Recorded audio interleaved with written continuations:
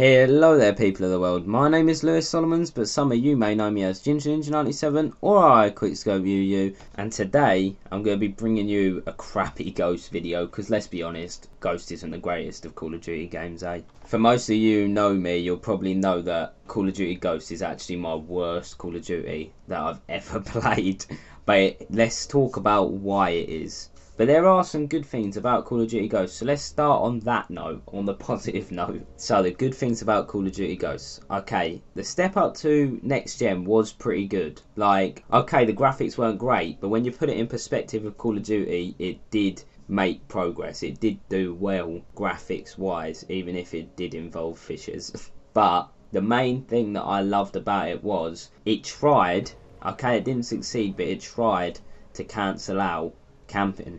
And that's what it tried to do by adding in game modes like Cranked and Blitz. That is what Call of Duty needs to take on, making these game modes that help prevent the bad stuff that's in Call of Duty, and camping is one of the biggest problems with COD.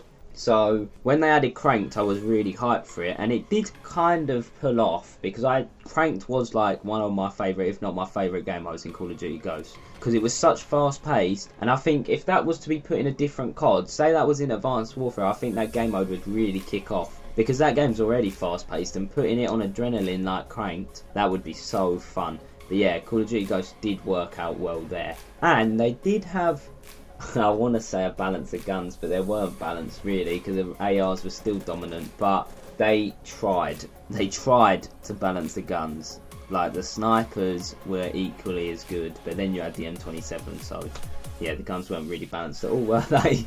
But yeah, some of the bad things about Call of Duty Ghosts include the spawns. They were terrible. People were spawning behind you, and not to mention the spawn trapping on Blitz. It was the worst thing ever, because everyone that like no life that game just sat there spawn trapping, me included. So yeah, that probably made the game even worse for myself. But yeah, spawn trapping was a big thing in Call of Duty Ghosts, and that has kind of steered away. You can still do it to an extent in Advanced Warfare, but it's not nowhere near as bad actually. The guns, I know I just said the balance, but let's be honest, with the M27 and dominant ARs, like the SMGs didn't do nothing in that game. You're dying in like 2 bullets anyway. Fucking hell, they weren't balanced at all, were they? Why did I just say that?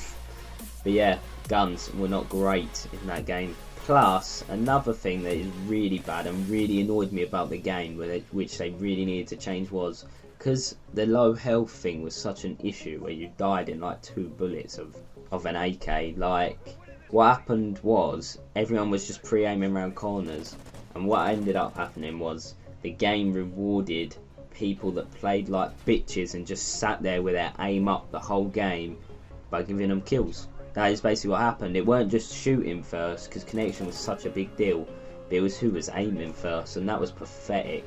Never ever did anyone's all bullet shot connect to the enemy, and they really need to sort that out. And I was hoping dedicated servers would be in Advanced Warfare, but they're still not, and they need to be there. They need to be there, because dedicated servers make the game so much better. Just look at Destiny, for instance. Connection is beautiful in that game.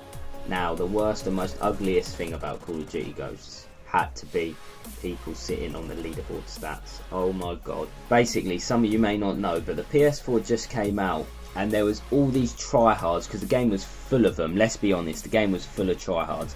You had all these tryhards who would sit there on leaderboard stats and literally just dashboard after dashboard after dashboard. All you had to do was hold the PS button and click close apps, and it would dashboard you, and it wouldn't count towards your stats. Leaving games made you not lose your win streak, so everyone was like trying to push for those stats, because that's all you could play for. It promoted getting kills, but there was no kill streaks to go towards besides chem. But then every time someone wanted to go for a chem, they either went on infected or camped like fucking bitches, let's be honest, or spawn trapped, and then that was it really. Now, the ugliest thing about that game was people camping and playing like bitches for stats, and it just, if you can't do it natively, if you can't run round and play the game how it was intended to be played and still get stats, then I don't care how good you are on the leaderboards. If you're playing like a bitch, doesn't mean anything to me. Just like with the chems, if you're losing games and calling in chems, I don't care whether the chem was in 30 seconds or not, it's still shit. And that's the worst about Call of Duty Ghosts.